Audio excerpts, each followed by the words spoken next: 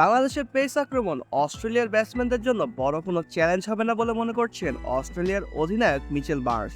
তবে তিনি এটাও স্বীকার করেছেন যে বাংলাদেশ দল যোগ্যতার প্রমাণ দিয়েই সুপার এইটে উঠেছে এবং এই চ্যালেঞ্জ নিতে তারা প্রস্তুত।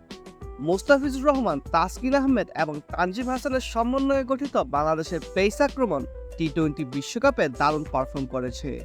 4 ম্যাচে তারা 9.95 গড়ে 23টি উইকেট নিয়েছেন এবং প্রতি ওভারে গড়ে 4.87 রান খরচ করেছেন। সুপার এইটে ওঠা দলগুলোর মধ্যে এই মানদণ্ডে বাংলাদেশের পেসাররাই সেরা। মিচেল মার্শ বলেন, বাংলাদেশের পেস আক্রমণ সত্যি শক্তিশালী, তাদের অভিজ্ঞ খেলোয়াড় রয়েছে এবং তরুণ প্রতিভাও কম নয়।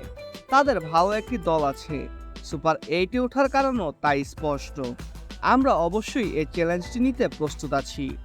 বাংলাদেশি পেসাররা অস্ট্রেলিয়ার টপ অর্ডারকে চ্যালেঞ্জ জানাবে কিনা এমন প্রশ্নের জবাবে মিচেল মার্শ হাসতে হাসতে বলেন, আশা করি না। তবে তার হাসির মধ্যেও একটা চাপা আতঙ্ক ছিল, যেন তিনি বুঝতে পারছেন সামনে তাদের জন্য কঠিন সময় অপেক্ষা করছে।